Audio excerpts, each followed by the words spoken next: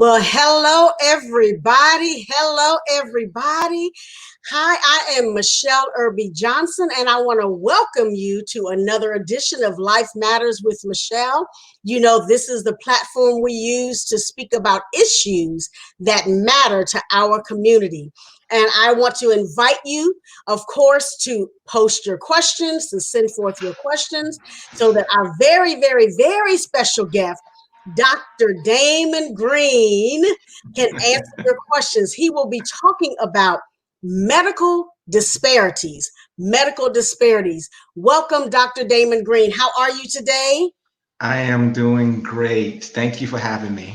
Absolutely, absolutely. I wouldn't have it any other way. Let me introduce you to our audience so they will know exactly who Dr. Damon Green is. He's a native of Buffalo, New York, and he Woo! received Jesus. Right, whoop, whoop, as Lord and Savior in Washington, D.C., while he was completing his undergraduate degree at Howard University. He is currently a member of Greater Mount Calvary Holy Church. We grew up in the same church together. And he completed his Doctor of Medicine and a Master's of Epidemiology. Say that 3 times. At the Maryland Medical School, and received a Master's of Business Administration focusing on pharmaceutical and healthcare marketing from St. Joseph's University in Philadelphia, Pennsylvania. Professionally speaking, he's a licensed physician with specialties in anesthesiology and preventative medicine, population health. We're going to talk about that today, all right? And so currently he's working as a safety physician for a small biopharmaceutical company. He affectionately considers himself a public health anesthesiologist, and he hopes to use the breadth of his career to serve people through methods of health promotion, disease prevention, and health protection. Ooh, I feel something good today. He currently resides in Maryland. I'm not going to tell y'all where he resides, so y'all be trying to mess with him on his front porch. And he's been married to his beautiful wife, Nicole, aka Coco Green, and they have 3 beautiful children, Joel, Timothy, and Noah. Once again, I want to welcome Dr. Damon Green to Life Matters with Michele. I'm so excited. And when I thought about this topic, sir, I thought about you. You were the first person that came to mind. I said, "Oh, Dr. Damon Green would be perfect." And then after reading your bio, I'm even more convinced that you are perfect for this show. So, welcome, sir. Like I said, so excited to have you join us today. And I thought about this topic because in our community, because this show pretty much is surrounded or based on issues that our community faces. Yeah. And so when I thought Yeah. about medical disparities, the first thing that brought it to mind was when, coronavirus hit. Yeah, I said it out loud. I know they like you to say COVID-19, but I say coronavirus, COVID-19, all as a result of COVID-45, but y'all didn't hear it from me. But yes, I'm real, okay? So when I first thought about COVID-19, coronavirus, and I thought about how they were saying, you know, brown people, African Americans Yeah. were, People of mainly the color. ones who were suffering or falling prey to this disease. So, Yeah. can you first of all tell us what disparity is? Because some of our listening audience may not know what that word is. Not pinning them as dumb, but let's Yeah. give some light to what disparity means. Yeah. I like to start off this way because I like to kind of build upon what we already know and start at a baseline because you're right, not everybody understands what it is. And we hear this word constantly Yeah. as if our black community needs something else to let us know, what else we are dealing with. But again, so we want to start off with that defining what disparity is. So everybody kind of has a better idea. I'm sure everybody has a gut feeling, but just to be more specific about it, basically a disparity is a major difference, which is Yes. you see or a great difference. Now, now there could be a great difference in any kind of situation. It can be a difference in ages. It could be a difference in the amount of money you have. It could just, so a disparity basically is a great difference. When we talk about it in the context that we're approaching in this conversation today, when we talk about it in the context of the public venue, we usually are referring to a difference that exists because of some kind of inequality or unfairness. Wow. That's the major difference. It's a difference, a great difference that happens to be in existence because somewhere, someplace, there is an inequality or an unfairness of some sort. Wow. That's yeah, that sheds a lot of light. I mean, I knew what it meant, but our listening audience, I'm sure they got a greater understanding. And so when we think about it and we put it in the context of medical disparity, tell us what that means. Give us the expanse of what that means for those who have no idea. Right. So like I said, it's a great difference that in this context exists because there's some kind of inequality or unfairness that occurs. So then when you talk about a health disparity, it refers to a difference that exists and it causes what it leads to is a higher burden of disease in a particular community or population Okay. or a group of people.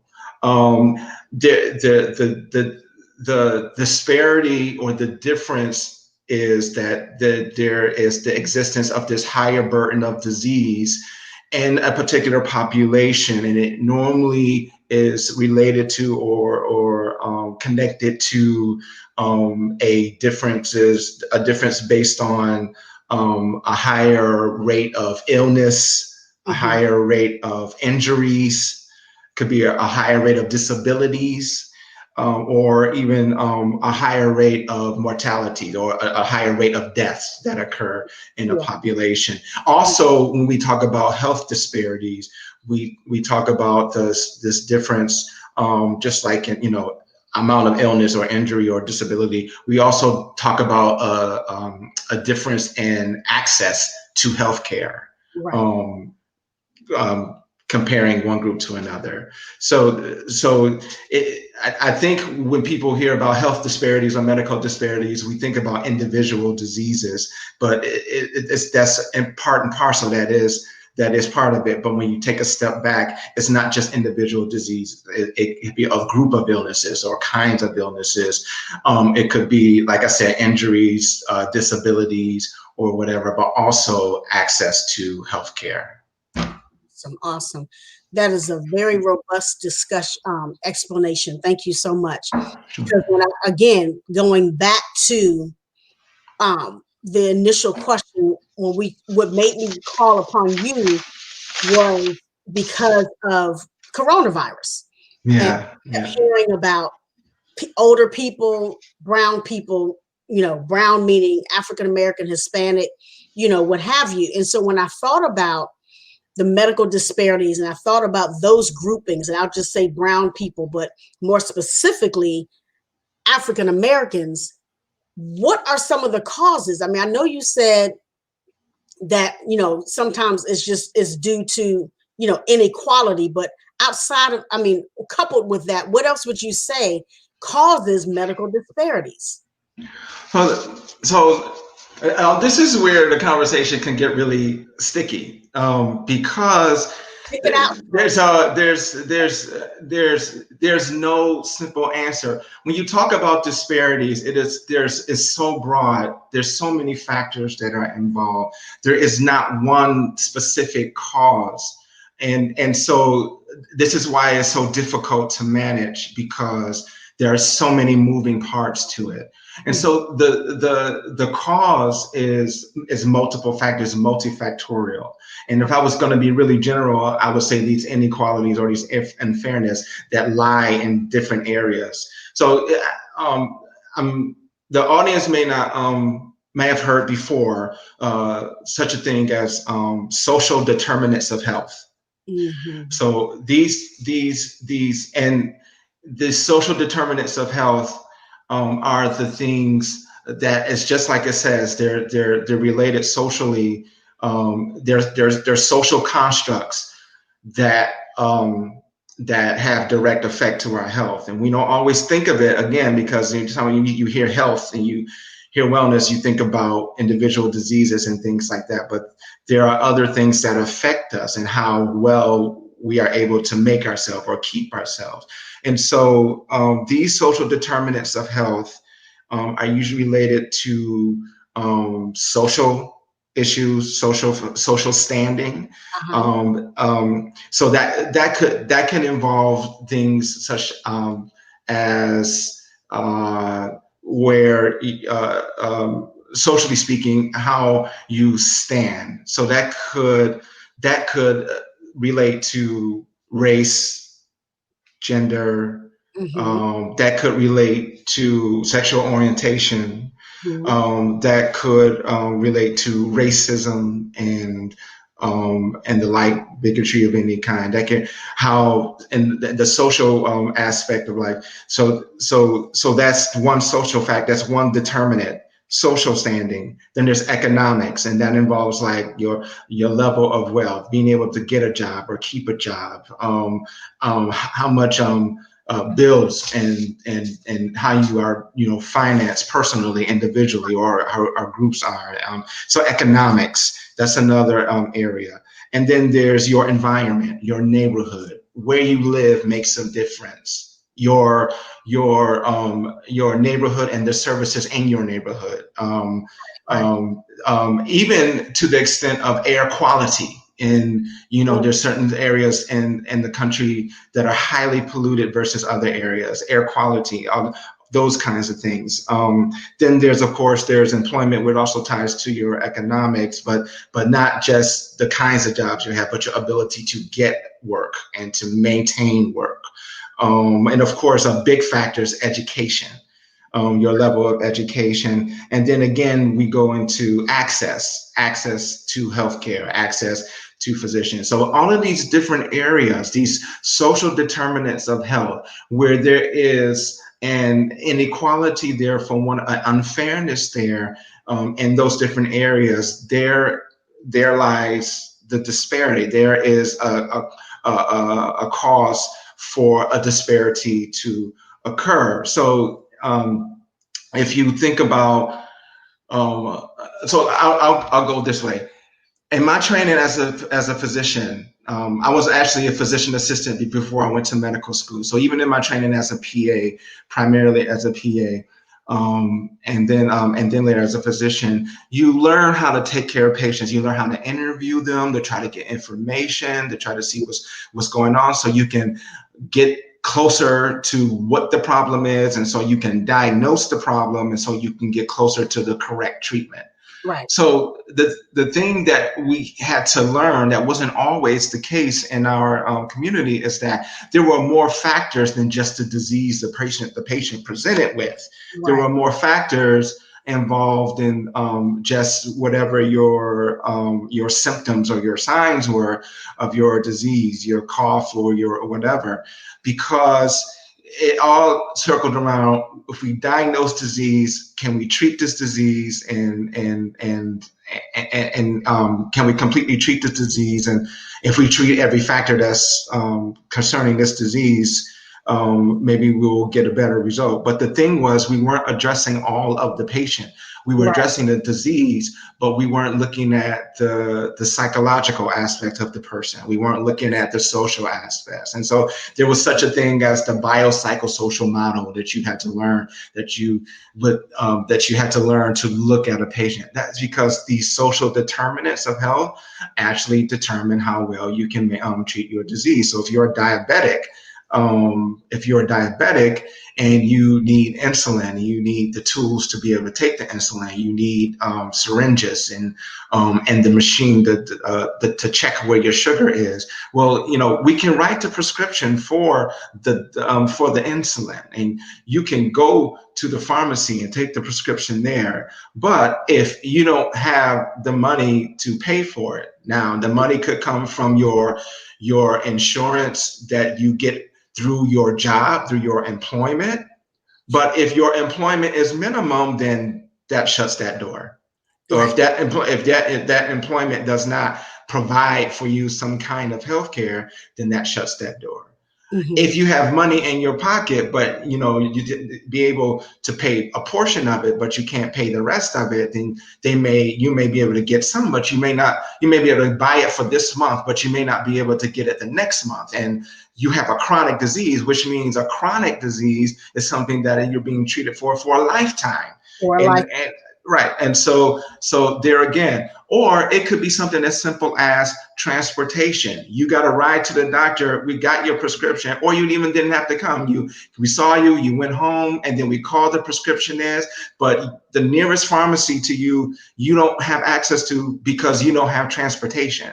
You wow. live in a place where you don't have or public transportation, or often you have public transportation that stops at a certain time of the day, and so and so you miss it, Yeah. or you don't have a car, you can't afford it. So all these little things that seem little, as a conglomerate, ends up the patient not being able to take their medicine, get their medicine, take their medicine. And so the next time they come in, they're sicker. And there you have it, a higher burden of disease in the Yeah. population. And here, our people, our Black people, African Americans, and I won't even stop there. I would just say people of color, Yeah. Brown usually just people. Mhm. people of color usually are the ones that are most affected by these things. And we can so all of these different areas play a role in building up health, building up wellness. We always talk about building up wealth,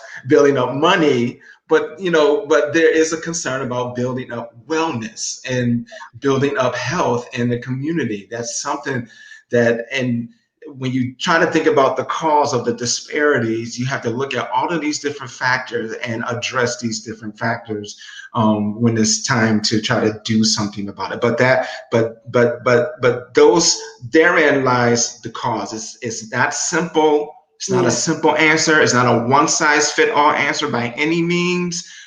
There are group dynamics, and that's why this becomes a matter of population health, because we are looking at the population, how to make this population overall a healthier people, a healthier group of people. And the population could be something that is more ethnic or cultural, but the population could also be the people who work in this particular job, Yeah. or the population could be the people that live in this particular neighborhood.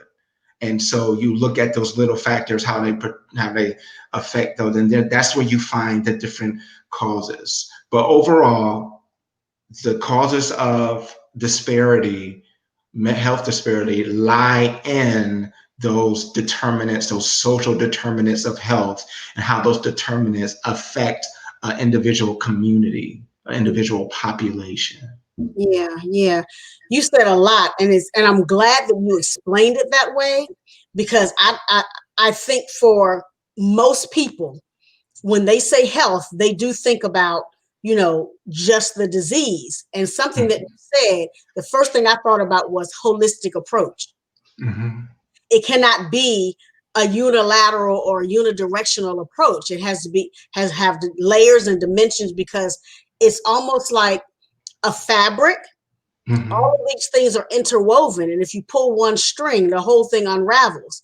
And so I Mm-hmm. love the analogy you gave about, they went to the doctor, they got the prescription, but then they can't get to it because their bus line stops at a certain place, maybe too far away, or Mm-hmm. you have to be on the bus by a certain time in order to get back to your community. So if you get off work at 5, let's say you work a little job and you get off work at 5, it takes you, an hour and a half to get home, to get the message, or to find out that you have a prescription that's ready. You have to get back on Mm-hmm. the bus to take you to the pharmacy, and then the last bus leaves by 8. Yeah. How do you get back home? And so, Yeah. Right. I mean, you got the medicine, but now you're stuck. You know what I mean? And so I love the way that you unpack that, because it helps people to understand the greater spectrum of, it's not just because we don't want to take care of ourselves. I mean, there are some who just don't care. Let's just be honest. Mhm. It's not that we don't want to take care of ourselves. It's not that, our health is not important. But there are those external factors, those extraneous things that keep us from being successful. And Mhm. you made the point that we talk about being wealthy, but we're not healthy. And what is the point in being wealthy if you don't have health? Right. What's the Right. point? You know, Yeah. I was writing while you were talking. So let me back up to when you talked about people being able to access medical care.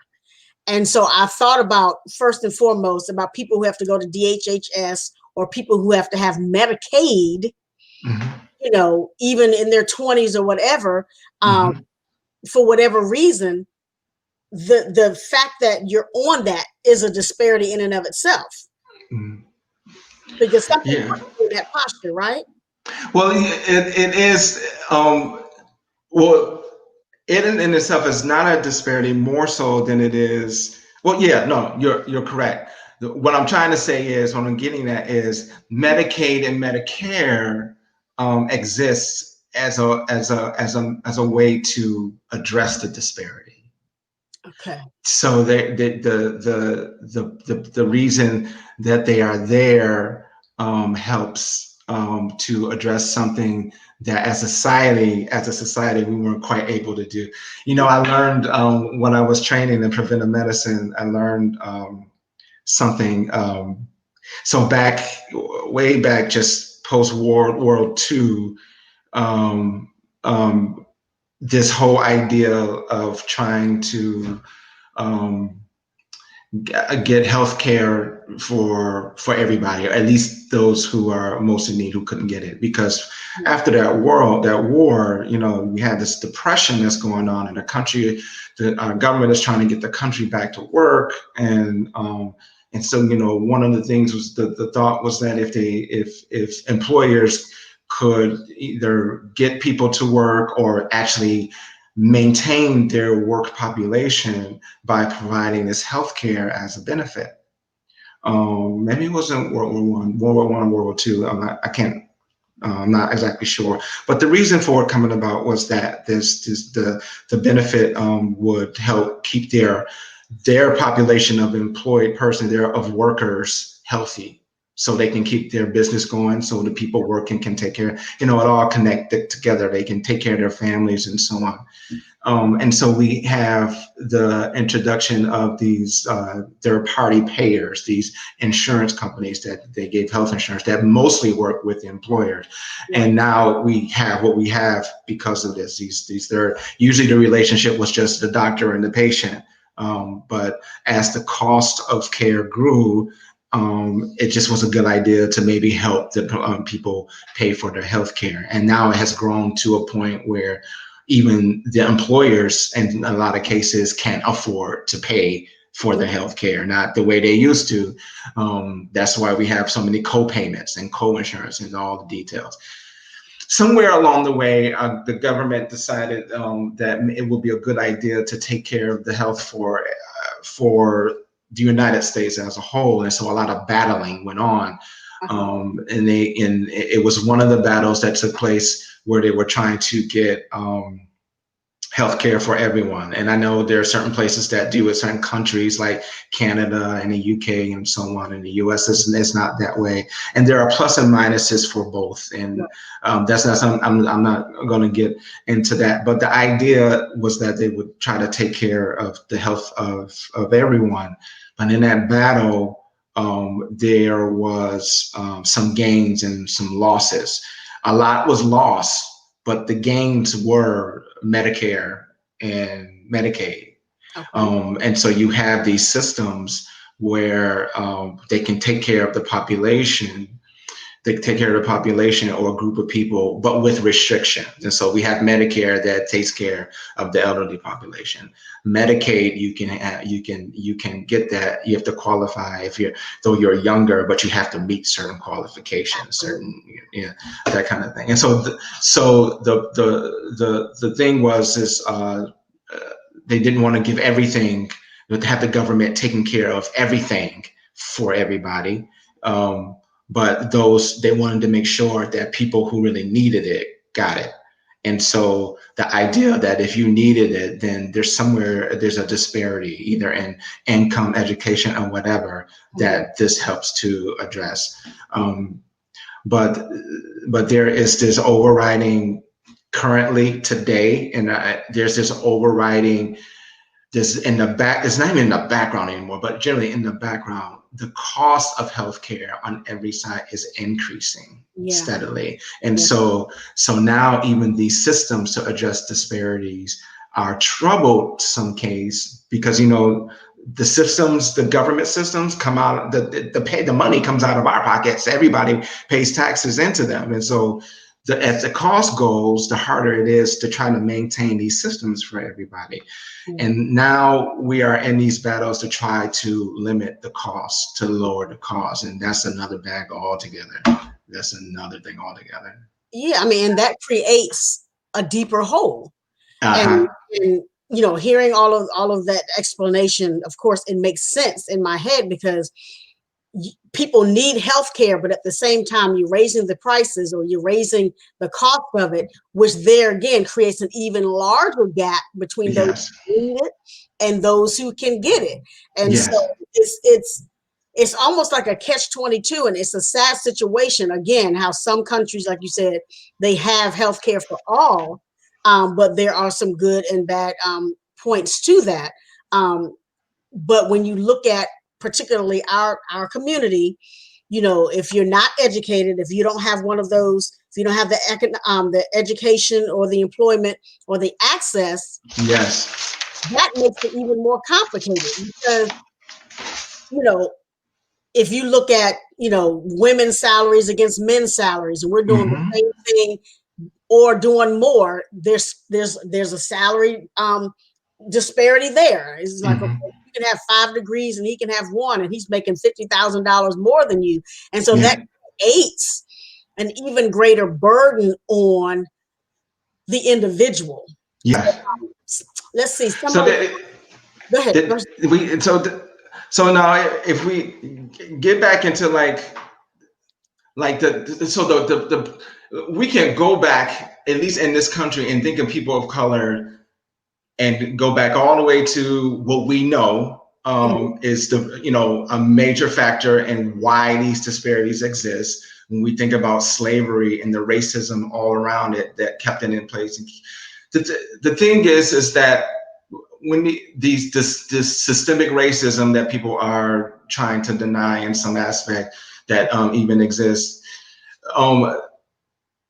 the laws that were set in place, the laws that came out of the attitudes of these people who were racist, they set these laws in place. Now you cannot say that they had everybody in mind and taking care of the population when you have laws that say a certain group, people of color, are not whole people, are not individual people, are 2/3 of a person.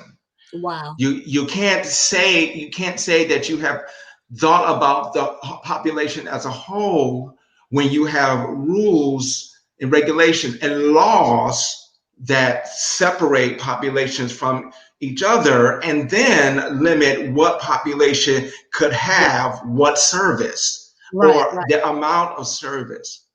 So you cannot say these public health these laws and these policies that they put in place were meant to help the U.S. population. No. When you have those kinds of laws on your books, those kinds of laws, and then say that you're taking care of your people, you can't say that. No. So then what you recognize, what you know. Well, or what I can say directly is that the disparity exists because the disparity was meant to exist. The difference exists because that's the way they legislated it. And set it up like that. The country. we were never meant to be considered equal. So the inequality that causes the difference is in place. It was meant to be that way.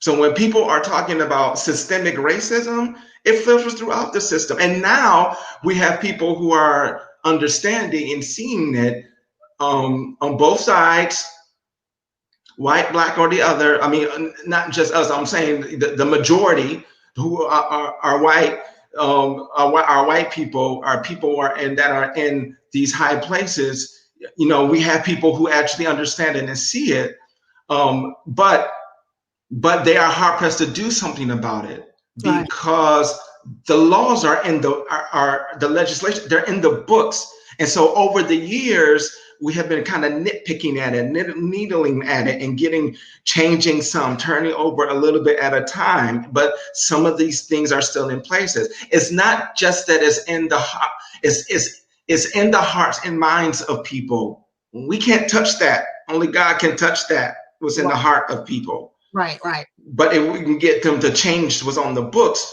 by majority vote and all these kinds of things, then you begin to turn some things over. But the reason why it's just dragging on and not really making significant changes is because is ingrained in our legal systems. And so it takes a lot, it's taking all of this time, as well as dealing with the hearts and minds of people. It's taking this time to work through these legal systems to get them changed, turn over, or to put new ones there.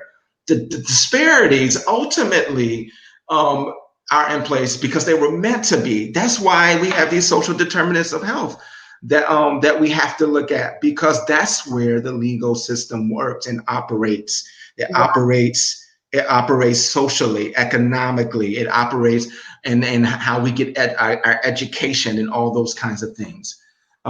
That's what makes this so difficult. It's This is frustrating. it's not simple at all.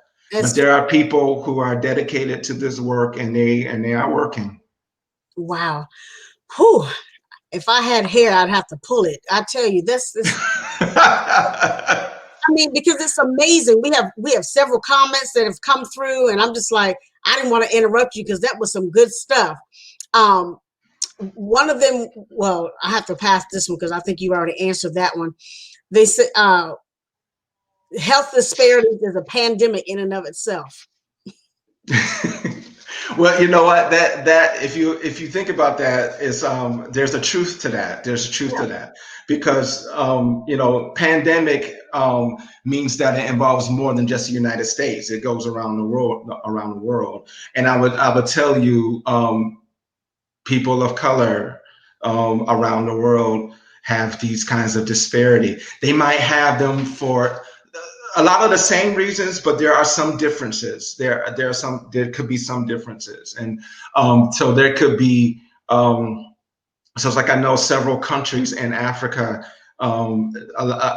You'd be hard pressed to kind of treat their people because of lack of infrastructure in their systems. And so they might have a modernized city in one place, but if the majority of their population lies in rural locations, and they don't have the systems to get them to where most of the healthcare is, then there you go. You have that kind of disparity. I mean, even running water isn't, right. And so it's pandemic like, because those kind of situations, the places where there is least development that are taking places mostly in countries and in areas where there are people of color. South America, Africa, and some places in Asia. I mean, well, I was gonna say, would you even say Southwest Asia? But you just said it. So people like in Iran and Iraq, those are people of, people don't, the average person does not consider them, if they're not African American or from a continent in Africa, they're not considered, a brown person. But that's not true at all.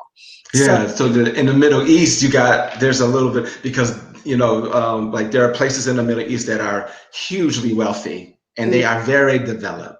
yeah, But then at the same time, right next to it, there is nothing. There is nothing. But that is the same thing, the same idea. But then there's other factors that are involved too in those countries too. yeah. Because when I was there, I was deployed there in 2010 to 2011, and we were in the, being in the military, we were in the part where, you know, we were bare bones, our base, we had things that we needed, but it was Yeah. no, Hilton by any stretch. But Right. we took us on a trip, what, like 4 hours away or something like that. And you were like, well, what, you looked around and you saw all the opulence, you saw, women in burqas with red bottoms on. And I was like, wait a minute, what happened? But did I Yeah. fall asleep? Did something happen? And so it's that stark, you know, Yeah. that type of reality in your face. And when and one other thing, when you talk about global health, when you get on a platform, global health, one of the biggest initiatives of global health, of course, is to address poverty levels when you go. But the most impoverished persons and the most impoverished places are women. I believe that. And so our women. And so a lot of the initiatives to help improve the poverty level is to direct it. Like, so if you think about, especially in places where if if the thought is that the person who needs to work the most is the man, whether in the family or not, and so that they're less likely for the women to be able to have jobs available. I Uh-huh. mean, our country it was that way years ago, but over for a broader population, then it's more available to them if there are jobs available at all, and because of the roles of women, because it's just the way the culture is, Yeah. and for one reason or the other, be it religious or not, or secular, Mhm. there's this poverty that if it falls to a community, but even more so to the women and children, and so one way in some places to try to address it is to try to educate the women, give them work, because that would directly relate to how the children are able to be better, and then thereby improve the society as a whole. Absolutely. And I when you said that, it goes back to what I said about salaries, but it also, goes back to I teach a class on counseling women, and it goes back to the thought of, if your culture says that women don't work, then there's always going to be that disparity. Or you're in a Mm-hmm. situation where your mindset, even if you've escaped a situation or whatever, your mindset is still such that you don't feel that you deserve Mm-hmm. a certain level of income. And then again, it trickles back to your children. It trickles back to healthcare. It trickles back to everything. Everything hinges on itself.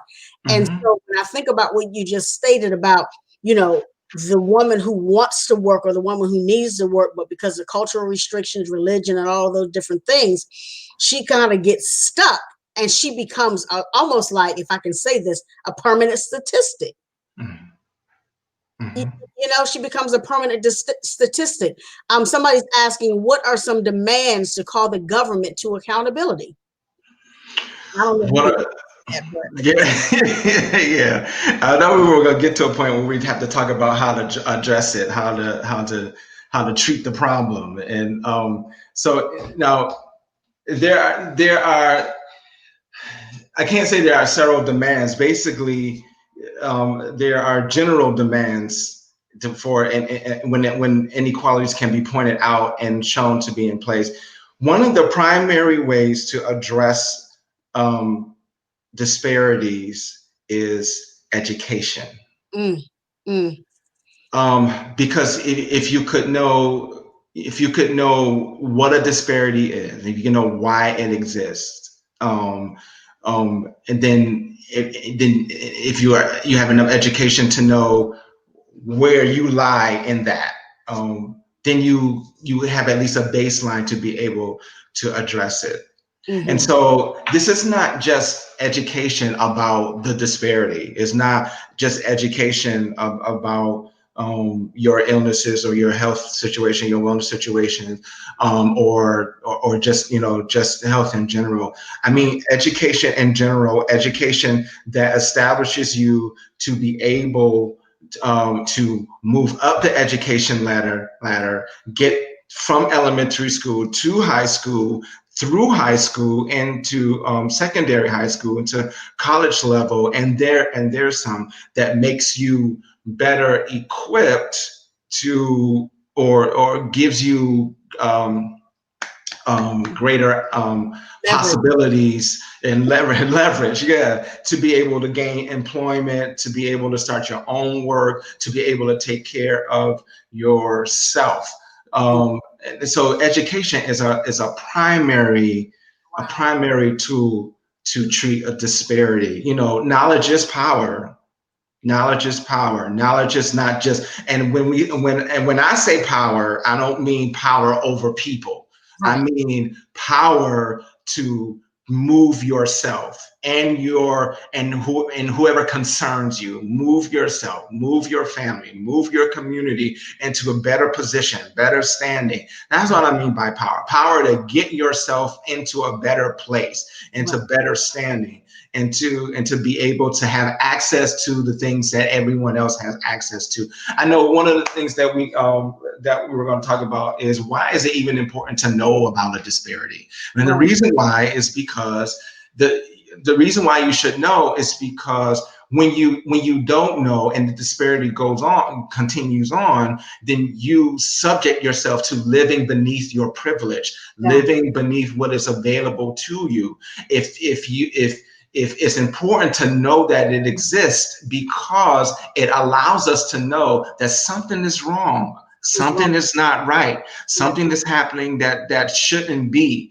And then it also allows us to know, when you are aware that disparities exist, it allows you to know that there is more out there for you. If the population, if we as a whole, if our population as a whole, we know more, then we can do better. We shift ourselves into greater health and greater wellness, then that makes us better able to compete, better able to get to services, better able to develop, better able to grow, better Yeah. able to have what we need to have to just live. And Yeah. so if you don't have knowledge that it even exists, then you're already behind the eight ball. You're already at a loss.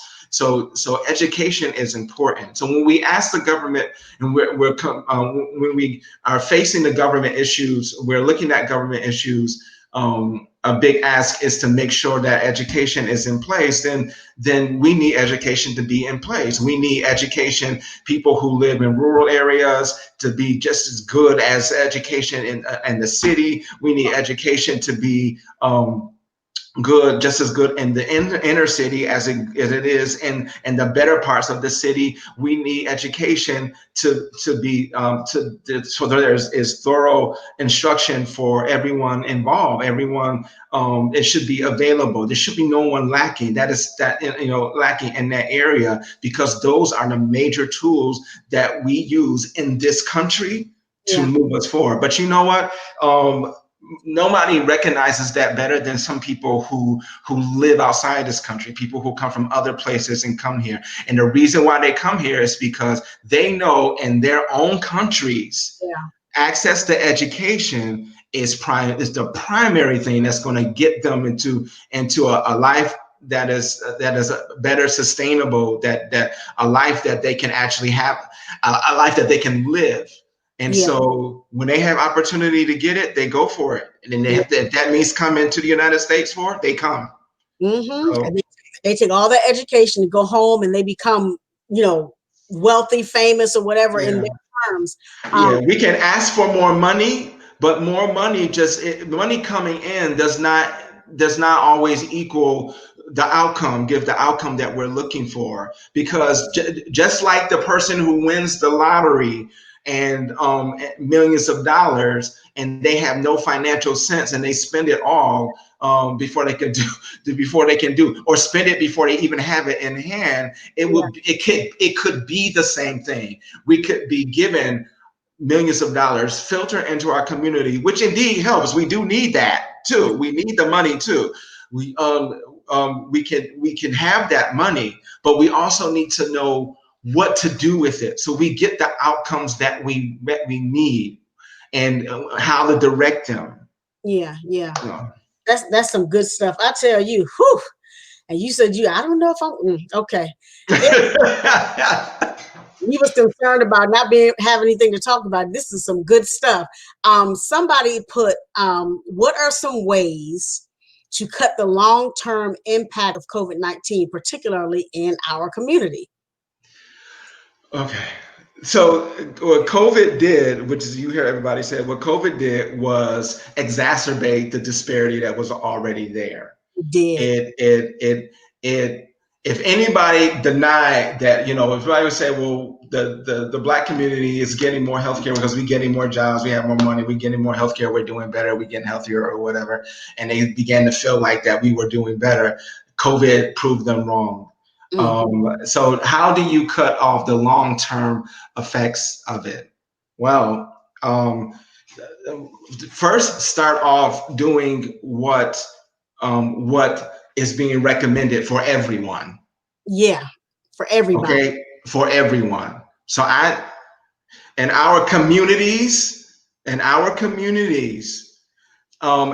some places, in some areas, when I see it on television, when I read about it, we as individuals, as in our own communities, are not as observant as we should be. Right. And when it comes to wearing masks and being socially distant, and so we can start off there, and it varies across the country, and I know people are affected in different ways depending on what state they are in. So start off just doing what has been recommended, and keep doing it, because the truth of the matter is that the disease still has no cure, not even a cure, has no treatment. No treatment. All you can do is treat the symptoms. We don't have medicine that can actually treat the disease. For the flu, if we have the flu vaccine, but we also have medicine, antivirals, that can actually kill the flu, the flu virus, and for some people. But we don't even have that for COVID. And so primarily is to just follow the precautions that are in place now for everybody. Keep socially distant, wear the mask when you go in public. The numbers may vary in different places, but you still have to have that caution when you are going into public situations, supermarkets, and people going to concerts. I just went now here in Maryland, a number of cases is not as great as some other places, and our government is lifting some things. In our particular county, we still have a higher rate than some other counties. But I took my son to a tennis lesson, and on the side, football, Little League football started. And I understand that we don't have our burden of disease in our state is not as great in some other places. And so we may not have a lot of issues, but it's still here. Still here. And so in that football game, I see the players on the field gather together, because that's what football players do. Yeah. But the people, the parents and the spectators are gathered in bunches. There's very little distancing. Nobody. Some people have on a mask, and some people don't. There was no precaution, not enough precaution, at least for my comfortability.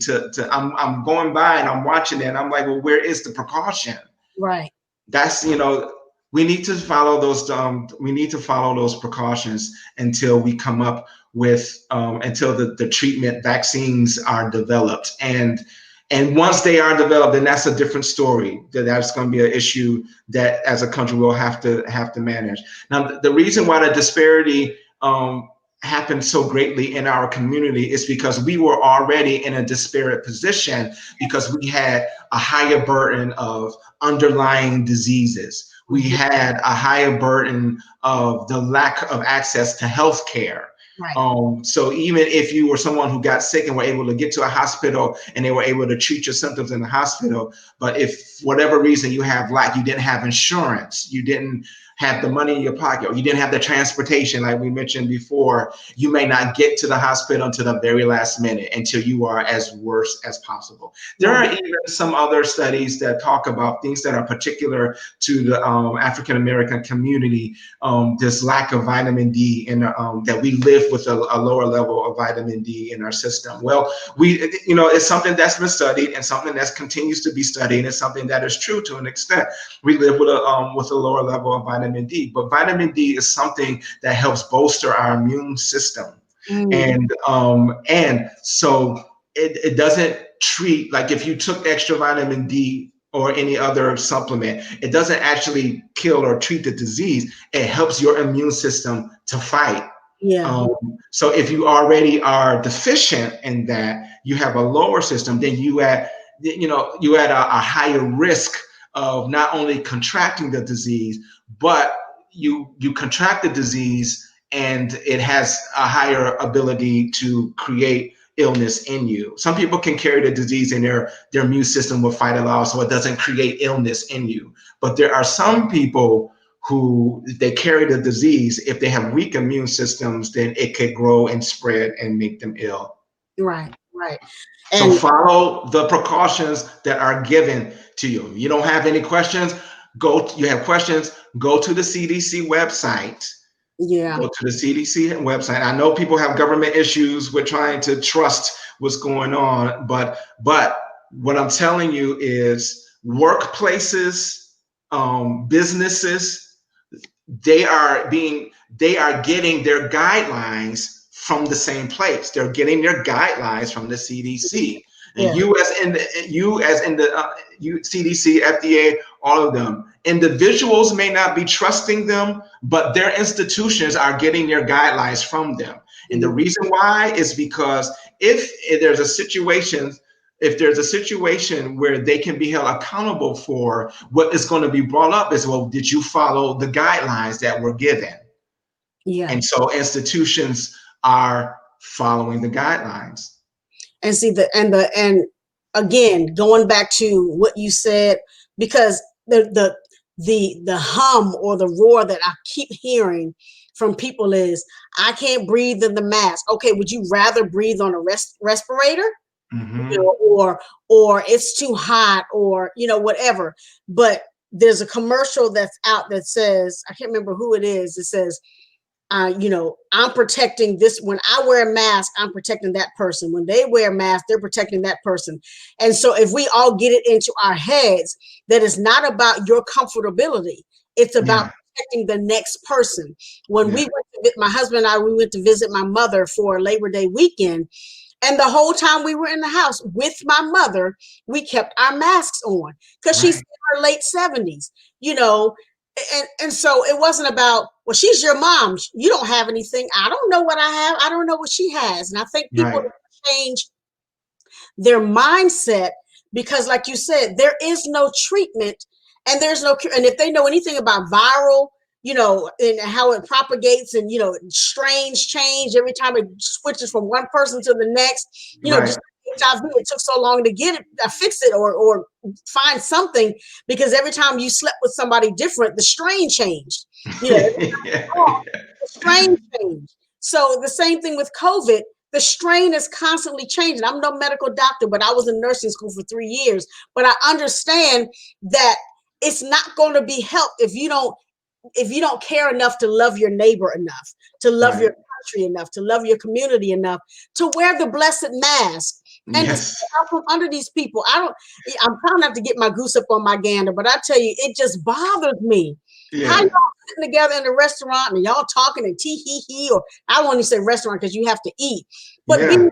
anywhere, not even 6 feet apart, and you just hanging out like, well, I'm gonna live my life, but yeah, but you about to kill everybody else. Right. So it's a concern. And you know that the coronavirus is not a new virus. It's been here. It's been here forever. This is just a new, like you were saying, it changes. This is a new strain. It's a new strain. So that, you know, when we talk about the mask, we talk about the mask because we are protecting the other person from what we might have or what we don't know we have. Right. That is the point. That's You the point. don't know where your exposure was, if you have it or not. If you do, then God bless you, even more so wear the mask. But the point behind it is that you do most we don't know. You And don't. so you wear it, you wear it to protect the other person. Why is it important to protect the other person? Because we don't want the disease to propagate. Because Right. as the disease propagates and it spreads to one person, to the next person, to the next person, then that increases the burden of diseases, which means we are going to be most affected, Yes, we which are. means that we are going to have more limitations. So what people don't realize, there are public health laws, and these public health laws could, if they can choose, the country could choose to put them in effect. Now they only ask us to separate ourselves and to do it ourselves, but the country can require it Yeah, and mandate it if they want to. they If should. they want to, we have those laws. We have those laws, Mm, and so far we've been doing okay with it. And they're trying not to go that way where they're mandating so much. We have mandates, but trust me, we do not have as many mandates as we could have. yeah, and they So, don't. but if we don't control the disease, then that's what's going to happen. Yeah, and who and again, it's looking. It's not about. We need to be more selfless, you Yeah, know, and think about the people we're around, and not so much about what we want and what we think. Because this is really, it's about loving thy neighbor as much as you love yourself, you know. And so we can go on and on and on with this. yeah, yeah, yeah. This show went by so quickly. Um, Thank you, Dr. Damon Green, for opening up our minds and our hearts to medical disparities. It has so many factors. It has so many layers. There's so many interconnectivity there, intersectionality going on. It's so much going on. And if we would just think about somebody else before we think about ourselves, I think we would be in a better posture, particularly in this pandemic situation, because we're not looking at the full effect. We're just looking at what's in front of us. And so I Yeah. just want to thank you so much, my friend, Dr. Oh, David Green, you're for welcome. You're welcome. on my show on today on Life Matters. It has been a blessing to have you here and for you to just share with us, just the differences. I really just don't think people understand it, but I cannot wait for people to watch the back play or the replay so they can get some information. You know what I mean? Um, Yeah. so if you want to watch the replay, if you want to listen to the replay, go to YouTube channel Life Matters with Michele TV official. I always post my live show there after the show, and then you can also listen to it live on sensationalsoundsradio.net on Fridays at 4:00 p.m. We put it everywhere where you all can catch up on the shows and, as I say, binge watch them, But if you'd also like to be a guest on the show, you certainly can reach out to me at www.iam-mij.com. I'm booked up till June, y'all. So I need people for June on. So if you want to be a guest on the show, reach out to me on my website. I would love to have you. Thank you again, my friend, Dr. Damon Green. It's been a My pleasure, Michelle. It's good to see you again and be with you again. Yes, sir. Yes, sir. I just want to let all my listeners know, I appreciate you for listening. Appreciate you all for joining in. Once again, I am your host, Michele Irby Johnson, and this is Life Matters, where we talk about things that matter in your life. Well, we will see you again next week. Talk to you soon. Have a blessed week.